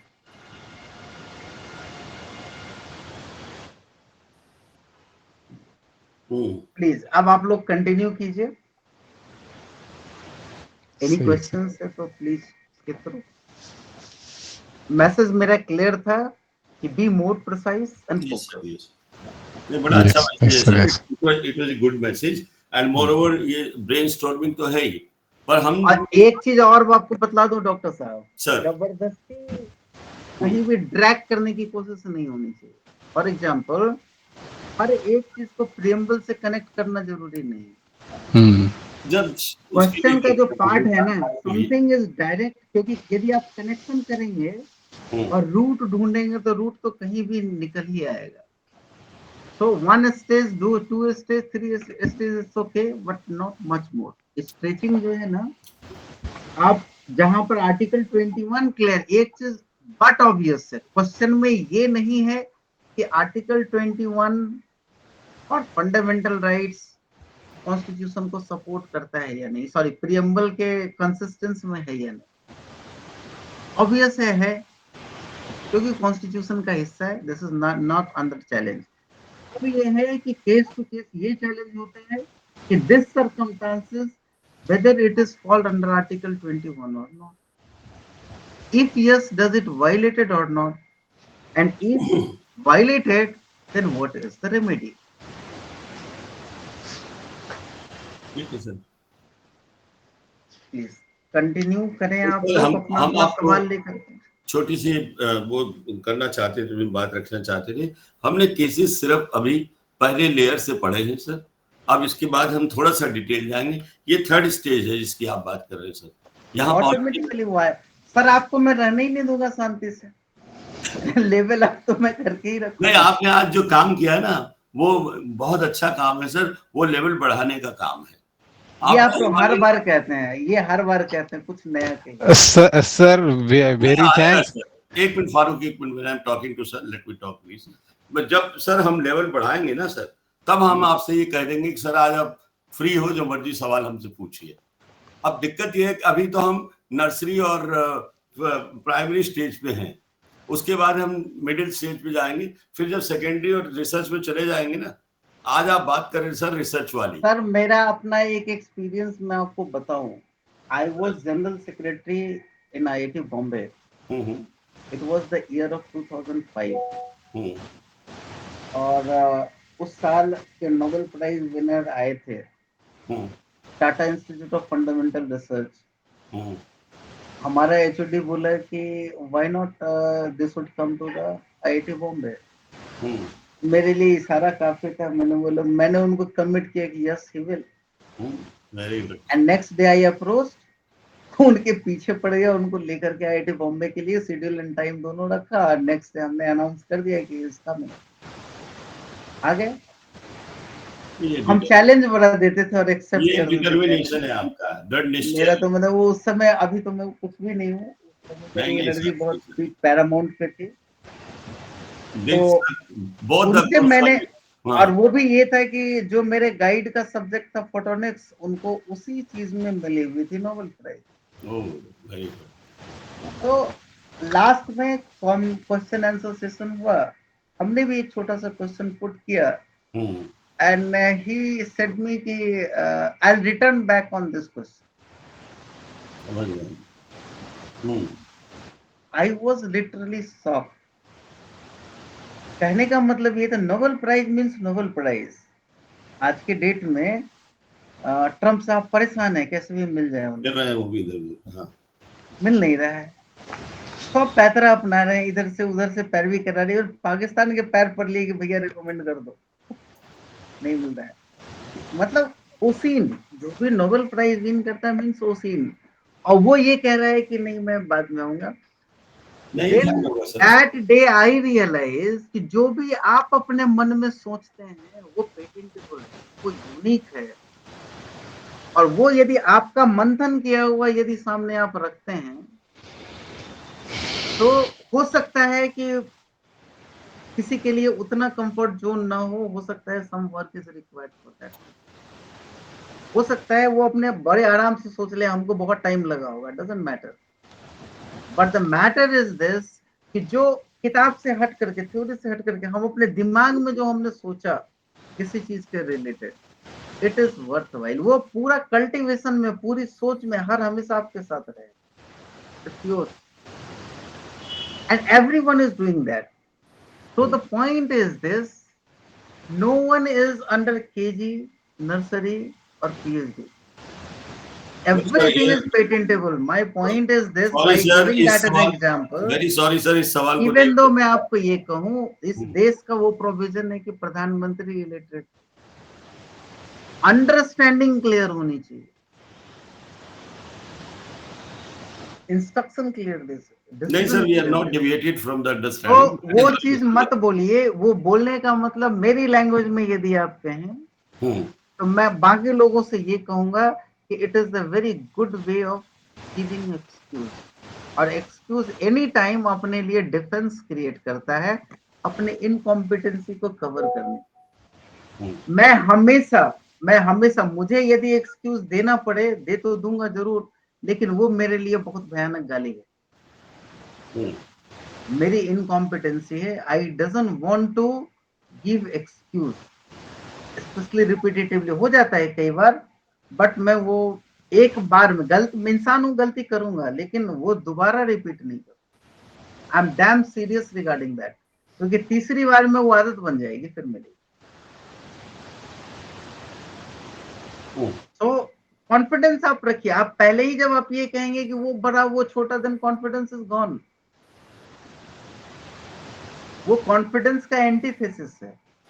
नहीं sir, what you thought, it's see sense of right and wrong. Judiciary is what the sense of right and wrong. उसके लिए बहुत सारे रूल आपको इक्विप्ड करते रहेंगे। बहुत ज्यादा इवन कोर्ट ये कहती है कि अच्छा आपको ये परेशानी है, क्या आपने ये लॉ चैलेंज किया, meaning there wise some law is unjustified. Unjustified मतलब क्या, sense of right and wrong you have. जैसे ही वो अनजस्टिफाइड आता है, you can challenge before the court. आप उससे वर्कआउट करना शुरू करते हैं, वहां पे चैलेंज करते हैं, हैज टू गो।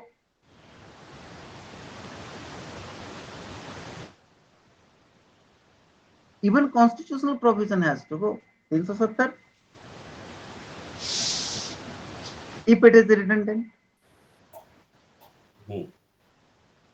तो कॉन्फिडेंट रहना का मतलब ये है कि without any excuse take responsibility and do up to mark your satisfaction, up to mark of your satisfaction. If you are satisfied ना, डन। आपको लगता है कि थोड़ा और स्कोप और एक्सटेंड कर गया, तो फिर से आप उसको रिविजिट कीजिए, बट अपने सेटिस्फेक्शन लेवल को मेंटेन रखिए। It is the confidence, not for showing to anyone but for our own confidence. अपने आप दिखेगा, अपने आप दिखेगा। एम आई राइट और रॉन्ग? राइट सर, ठीक है, ठीक है। कौन मेरे मतलब इस चीज से एग्री करते हैं और who is not agree? Agreed है सर, सभी लोग agree sir, definitely agree sir, 100%. This is the way. This is the only thing what we are maintaining and doing every day, consciously or unconsciously. Sir मेरा एक question था Yes, इसमें। yes, ये आपकी last बात से मेरे दिमाग में आया। पहले तो मैं ये कहूंगी, जो आपने क्वेश्चन पेपर हमें पॉइंट आउट किया, मतलब it is a work of wonder. yes, ma'am. आप बोलोगे आपका पहला रिएक्शन एग्जाम में बैठ के ऐसा क्वेश्चन देखे, तो आई विल अंडरस्टैंड कि जिन्होंने ये पेपर बनाया है उनको कितना knowledge, and he knows, he is giving you everything in the question, case law से लेके everything, and then he is testing you, तो वो he is a master. One thing I'm telling you, the man who framed this question, he was the part of the basic structure doctrine during Kiswananda Bharti. Not sir. only Kiswananda Bharti, even all the cases. Correct sir. तो वो तो he was a great man. उसके हिस्सा रहे हैं, और इसीलिए मुझे मतलब बहुत ज्यादा क्यूरियोसिटी थी इस सवाल को समझने में। Please keep continue. सर मेरा एक आपसे बस ये समझना चाह रही थी, जो आपने अभी लास्ट में बोला कि लेवल ऑफ कॉम्पिटेंस, कभी कभी हमको पता ही नहीं होता हमें किस लेवल ऑफ कॉम्पिटेंस पे जाना भी है। मतलब we don't know, we are unaware. हम सोचते हैं हम ऐसा प्रिपेयर कर रहे हैं, मैकेनिकली प्रिपेयर कर रहे हैं उसको, वो लेवल ऑफ कॉम्पिटेंस ही नहीं हमको मालूम रहता है कि हमें कहाँ किस लेवल को, कहाँ पे वी शुड बी कॉन्फिडेंट कि हाँ अब मेरा वो लेवल ऑफ कॉम्पिटेंस है ये एग्जाम देने के लिए। नहीं तो फिर मिनिमम पार्ट है, मिनिमम पार्ट में आपको ये बताओ, ये क्वेश्चंस को थोड़ा सा कीप पार्ट करें, बट यदि आप इसी क्वेश्चंस को लेकर के लिखने के लिए बैठें जी, और आप जरा देखें, इसमें कोई प्रिपरेशन की रिक्वायरमेंट नहीं। इस क्वेश्चन को जब आप देखेंगे जरा ध्यान से, इसमें रिक्वायरमेंट नहीं है, आपको आपके साथ आपका ब्रेन होना चाहिए, दैट्स इट। अब आप सोचिए कि what is justified, what is not, क्या होना चाहिए, नहीं होना चाहिए, पेन डाउन कीजिए, फिर आपको समझ में आ जाएगा कि क्या है। जी सर, इसके लिए जी इस सवाल के जवाब पढ़ी हुई होनी चाहिए, समझी हुई होनी चाहिए। मैं वो नहीं कह रहा, मैं ये कह रहा हूँ ओपन बुक एग्जाम। आप जजमेंट को ले लीजिए, अपने सामने रख लीजिए, स्क्रीन पे रख लीजिए और फाइंड आउट द आंसर। एक पेज का क्वेश्चन है, क्वेश्चन का प्रिंट आउट ले लीजिए, एक कॉपी ले लीजिए, और उसके बाद पूरी जजमेंट ले लीजिए। टेक योर टाइम, मैंने 1 आवर 1 डे जितना लेना है but find out the answer. The question यहाँ मैम ये है, मैं आपको ये कहना चाहता हूँ कि you asked regarding the level. Level की जो टेस्टिंग होती है ना, वो सर्कमस्टांसेस पे, कारण आपको मैं बता रहा हूँ, जितना ही आपका मतलब क्राइसिस वाला टाइम रहेगा ना, उतना ही बेस्ट ऑप्टिमाइजेशन इमर्ज होकर के आता है। Are you agreeing with me? Sir, completely agree.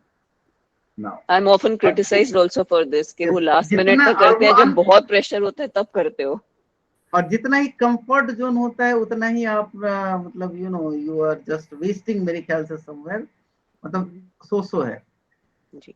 Army को, या फिर कुछ दिन पहले जो हम लोग अपने होस्ट की बात करूं तो उस समय बिजली नहीं हुआ करती थी, इतने इंटरनेट और मोबाइल नहीं हुआ करते थे, चिट्ठी से काम चलता था, and everyone were very happy. बाहर में आउटडोर गेम ज्यादा चलता था, क्राइसिस ज्यादा था, काम होते ही लालटेन और वो वाली कहानी चलती थी। सुबह बिल्कुल अपने तरीके से नेचुरली होता था। तो कहने का मतलब उस समय जो क्राइसिस थी वो नेचुरल टीचर था, एंड वी वेर परफॉर्मर जो थे ना अपने कंफर्ट जोन को अनकंफर्ट जोन से, मैंने डिस्टर्ब जोन से कंफर्ट जोन में आने के लिए हमने जो कोशिश की, वो हमारा एक्सपीरियंस।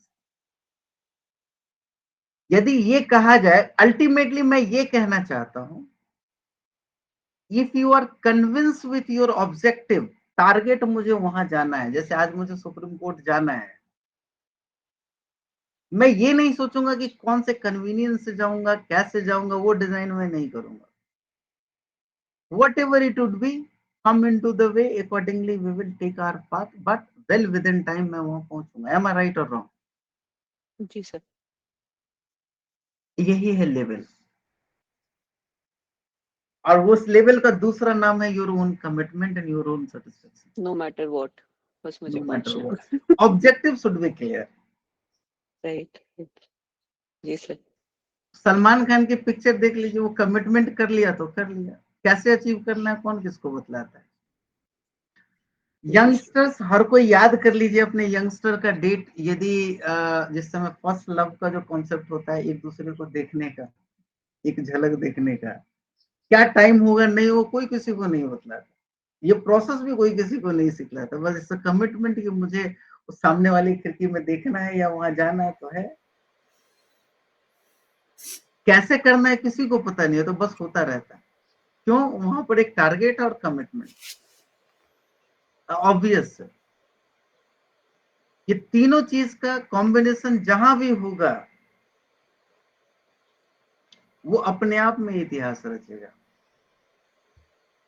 अपने आप में वो ऐतिहासिक क्षण होगा जिसका कोई जवाब नहीं। ऐसा मेरा मानना है।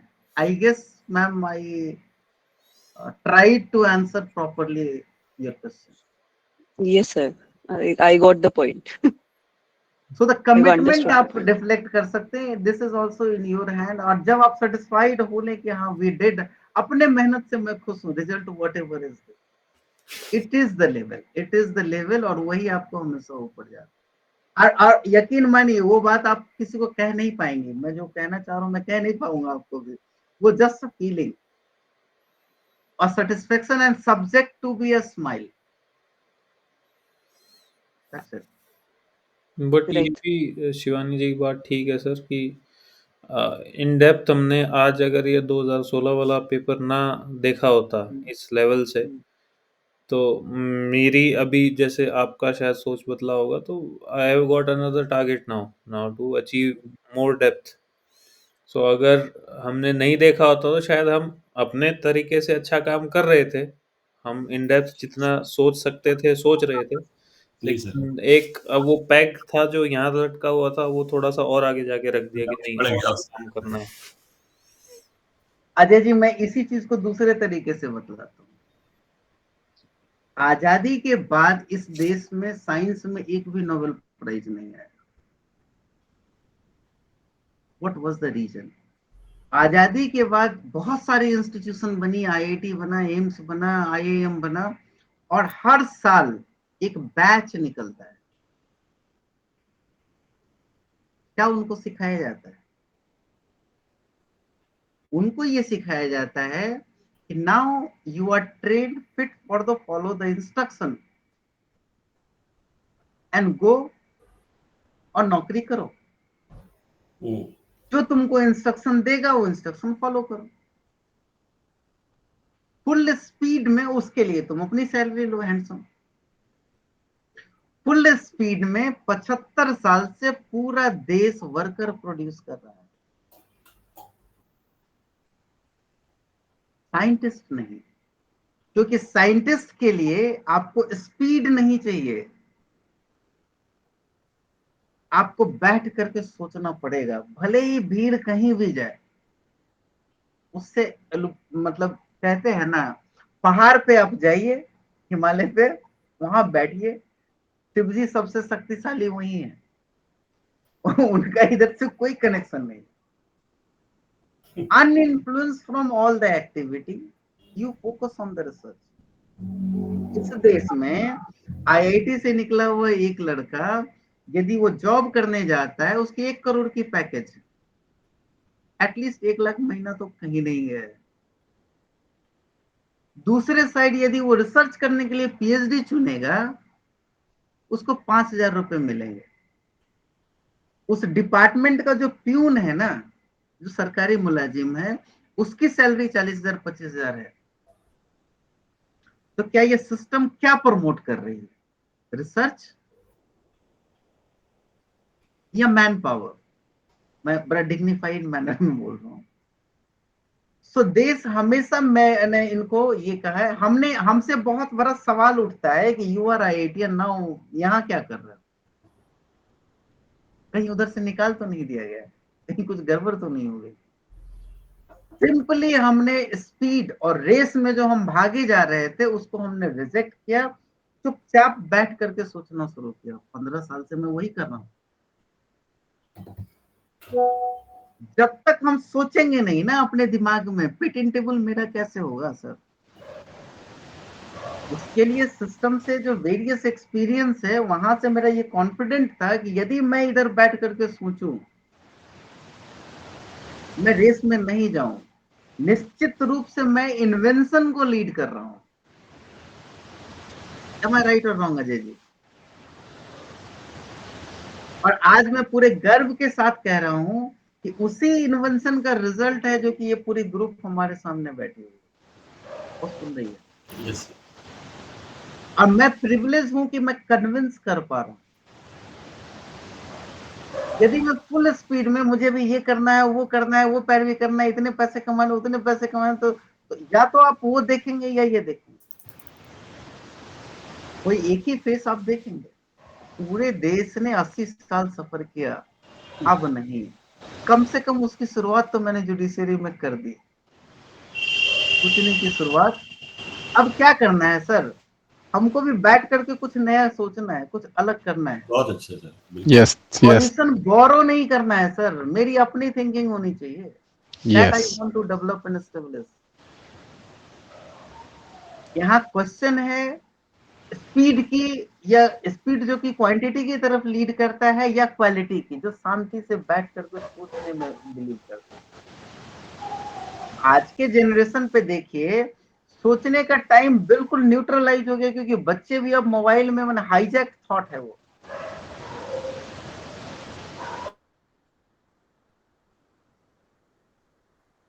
ठीक बात है सर। कहाँ लीड कर रहे हैं जरा सोच लीजिए आप, और कहाँ जरूरत होगी आपकी, क्योंकि इसके बगैर तो ह्यूमन काइंड रहना नहीं है। सही है सर, देश को इसकी जरूरत है सर आज। तो सोचना जरूरी है, अलग तरीके से अपनी सोच स्टेब्लिश करनी है, टेस्ट करना है, वेरीफाई करना है, इम्प्रूव करना, जो शांति से होगा, स्पीड में नहीं। शिवानी मैम, आई गेस कि now I completed my answer, feeling little bit satisfied. Yes, sir. Yes, sir. Very much. है ना? तो ये पार्ट है। तो रेदर देन उसको देखना, हम लोग मोस्ट ऑफ द टाइम कहाँ जाता है? या तो फ्यूचर के इमेजिनेशन में, या पास्ट को गाली देने में, या ग्लैमराइज होने में। Ultimately, we are wasting our present rather than thinking on present. So balance between the past, present and future, ये एक बहुत बड़ा आर्ट है, art of living, and it will give you enormous satisfaction कि चलो कुछ हुआ ना, कम से कम बुरा नहीं हुआ, अच्छा हुआ. और पीपी साहब कुछ सवाल कर रहे हैं sir. Please. Yes PP sir, please कर.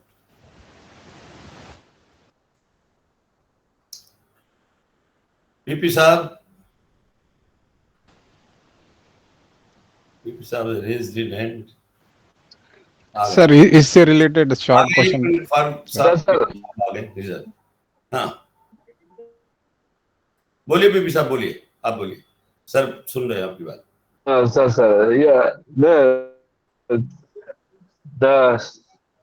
राजीव सर जो बोल रहे हैं ना, ये सही बात है. इंटरप्रिटेशन का ये जो बात है ना, एक्सपीरियंस से मुझे एक याद आया, वो प्रेसिडेंट केस में हरीश सालवे साहब ने जस्ट 15 मिनट ऑर्गेनाइज कराया, जस्ट पढ़े सर, इतना बढ़िया आर्गुमेंट का है, वो अपन इंटरप्रिटेशन एक्सेप्ट कर सकते हैं क्या? अल्टीमेटली पॉइंट ये है कि आपका इंडिविजुअल और क्लियर सोचा हुआ चीज ही आपको यूनिकनेस की तरफ लीड कराए. यूनिकनेस मतलब फली सर हमारे यूनिक थे, राम जेठमलानी यूनिक थे, हरीश सालवे यूनिक है. तो यूनिकनेस आपको लीड करना है तो आपको सोचना पड़ेगा. You have to be take your lead, take your own. Time खुद में इन्वेस्ट करना पड़ेगा. एग्जैक्टली. यकीन मानिए, यदि आप लोग जरा ध्यान से एनालाइज करें, हर डे की डायरी बनाएं, जेन्युइनली और ऑनेस्टली, कितना मिनट आप लोग सोचते हैं, वो सिर्फ मिनट को आप कैलकुलेट करें तो शायद कई दिन ऐसा होगा जो कि कुछ जीरो पे जाए. ठीक बोल रहे हैं sir. Yes, sir. I think each one of us should read his book before memory fades. It's a very... No, I don't like it. I don't like it, sir. Don't refer to any book. Today, till the date, I never ever referred any book. I want to किसी का सोचा हुआ चीज नहीं चाहिए. I want to listen your own experience of life. मैंने बोला कि everyone has कभी ना कभी बैठ करके 10 मिनट तो सोचा होगा. उस मोमेंट को आप देखिए, वहीं से आपको बहुत कुछ मिलेगा. राजीव सर, मैं अगर तो आपकी इजाजत हो सिर्फ अनइंटरप्टेड 30 सेकंड चाहूंगा, अगर तो आप इजाजत दे तो मैं बोल सकूं. Please continue. एक्चुअली सर, अभी जो है ना, अजय जी ने एक बहुत अच्छी बात बताई थी, मैं फ्रेंड्स के साथ शेयर करना चाहता हूँ कि उन्होंने एक आपने डॉक्यूमेंट प्रिपेयर कर रहा था जुरिडिक्शन का, तो वो मैंने भी खोल के देखा हुआ था जब अजय जी कह रहे थे I am already reading that. तो वो डॉक्यूमेंट बहुत कॉम्प्रिहेंसिव है. और मैं ये बात क्लियर कर दूं फिर दोबारा से कि ये जो हमने सेकंड जो एक सेशन रखा इंटरेक्शन का, वो only because of that lineage of the Rajiv sir. आप प्लीज जो हमारा मटेरियल होता है उसको राजीव सर के मटेरियल से कोरिलेट करें, क्योंकि राजीव सर की बहुत डीप थॉरो स्टडी है और बहुत उन्होंने चार्ट वाइज बना रखा है. सिर्फ ये जो मैंने जो पीपीटीज या जो एक्सवाइजेड डॉक्यूमेंट शेयर करा है वो सिर्फ ब्रेन स्टॉर्मिंग के लिए करा है कि वो कंपैरिजन हम करते हुए चलें चीजों को, और अदरवाइज जो रूट मटेरियल है वो राजीव सर का ही पहले प्रायोरिटी पे लें. It is a request to every one of you. मैं बोलूं, देखिए, ये जो भी डॉक्यूमेंट आप देख रहे हैं और अरेंजमेंट ऑफ द डॉक्यूमेंट देख रहे हैं, इवन द क्वेश्चन पेपर और एनालिटिकल पार्ट, ये अरेंजमेंट पहले कहीं एग्जिस्ट नहीं करता था. मेरे दिमाग में क्यों आया? Is this the outcome of the first iteration? The answer is no. हमेशा दिमाग में यही बातें आती थी, यदि मैंने इतना कर लिया तो इस तरीके से सवाल आएगा तो कहीं वो छूट ना जाए, इसलिए आप इसको भी इनकॉर्पोरेट करो, अब उसको भी इनकॉर्पोरेट करो. तो इट वाज द प्रोसेस, क्योंकि उस प्रोसेस में मैं खुद इन्वॉल्व था. पास मुझे भी होना था सर. मुझे भी वहां पास होना था. So we did all the efforts to make a completeness for my purpose only. To memorise this, और मुझे ये पता था मेरी लिमिटेशन में बहुत ज्यादा पढ़ नहीं सकता, वो हैपोजेट कर नहीं सकता, इसलिए मिनिमाइज किया उसको, इसीलिए वो कॉम्प्रिहेंसिव लग रहा है। Now this is with all of you. तो इंटायर प्रोसेस की फुटप्रिंट हमने रखी है कि कैसे क्वेश्चन पेपर को एनालाइज किया, किससे कितने मार्क्स निकले, सब कुछ आपके साथ शेयर किया already. That's what I dare to enter into this venture called mentorship. Otherwise वो हिम्मत करना मुश्किल था।